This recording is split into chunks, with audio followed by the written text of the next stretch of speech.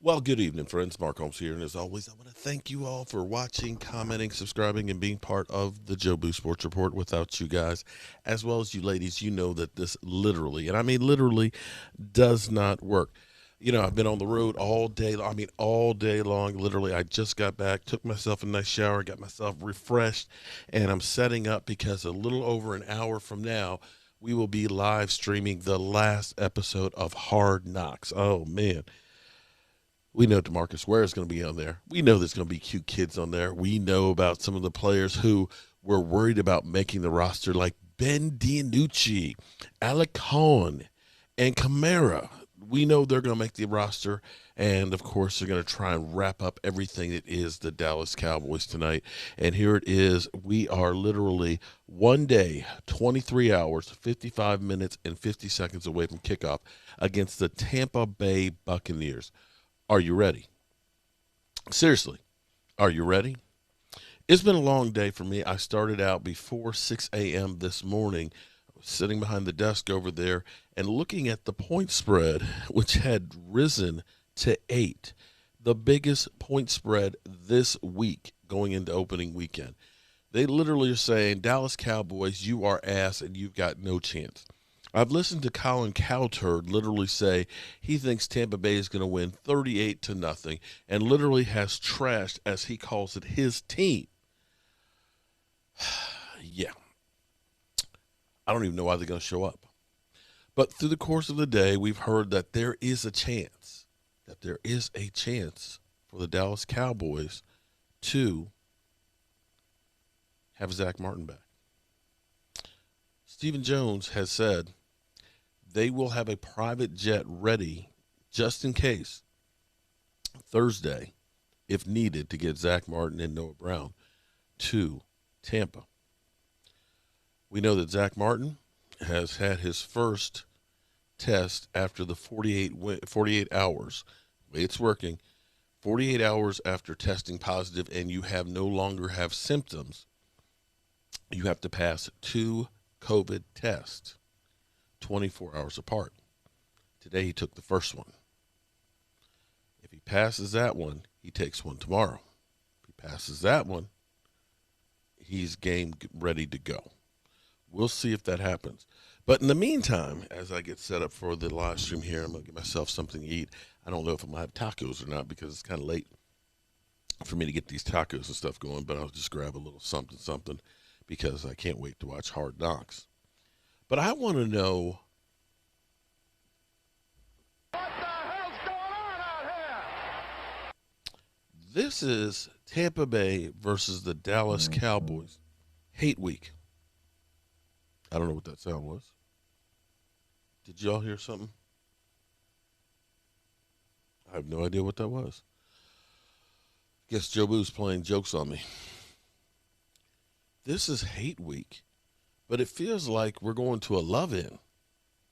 I'm sitting here listening to, Dak Prescott talking about, Tom Brady and the opportunity and this, that, and the other.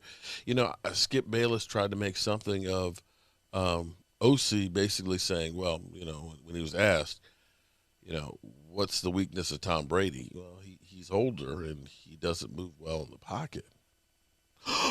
Oh my God, it's earth shattering. He said a guy who's 44 years old in the NFL is actually old and is slowed down and not mobile. Oh, that must be. Oh, I know what that is. Okay, that was my cell phone vibrating. Daggone. That thing's kind of strong there. Okay, so that's it. No bulletin board or, iPad or Surface tablet material at all. Nothing. No hate. No thing. And here it is, Tom Brady, basically giving advice to Dak Prescott. Listen to this. This is crazy.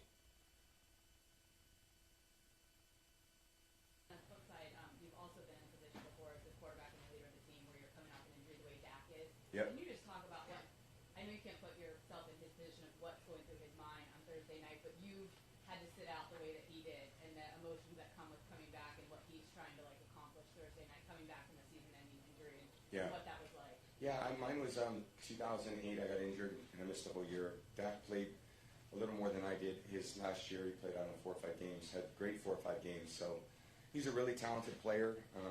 Really, since the day he got in the league, he's shown to be a great leader of the team. And, we're just expecting him to play like Dak Prescott does. Very talented, moves in the pocket, throws a good ball. They got a lot of talented, skilled players.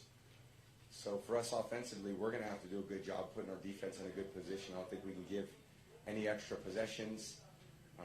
Turnovers will be a big factor. Field position is going to be important. Getting off the field on third down and us staying on the field, keeping the ball out of their hands is going to be important. But they do a good job. Good running backs, good receivers, great offensive line. Dak's a great player. So they got one of the best offenses, a very talented defense. Linebackers are very deep at linebacker. They got a good push up front, and I think they have a very talented secondary.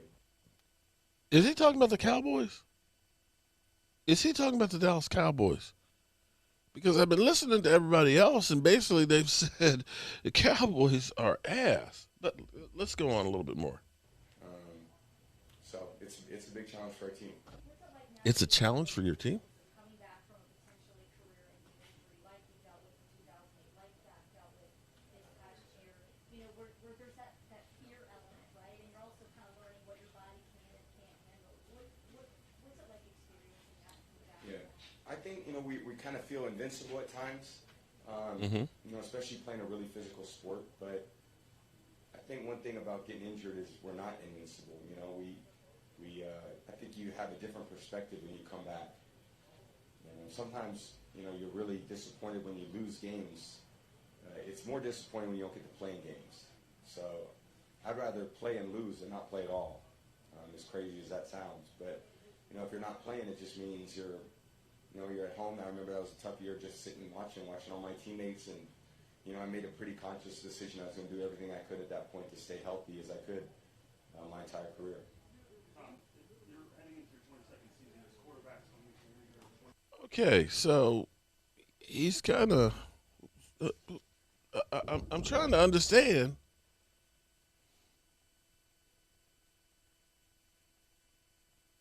We're less than 48 hours from the game. We got nothing as far as excitement. You got to understand, I came from the era where guys like Dexter Manley would say, I'm going to clean out Danny White's clock, and proceed to do this. Here it is, Tom Brady, the kinder, gentler Tom Brady, who's feeling sorry for defenses that are getting calls. And now, Dak Prescott and the Dallas Cowboys, he has you thinking that the Dallas Cowboys are the team that's coming off the Super Bowl and that they're the ones that were 6-10. This is some crazy shit here, man. I don't know. What the hell's going on out here? Well, we'll find out. 48 hours from now, we'll be out there watching the Dallas Cowboys versus the Tampa Bay Buccaneers. And we'll find out who's really full of shit. I'll see you guys in an hour. Marco's here, and as always, I want to thank you all for watching, commenting, subscribing, and being part of the Joe Boo Sports Report.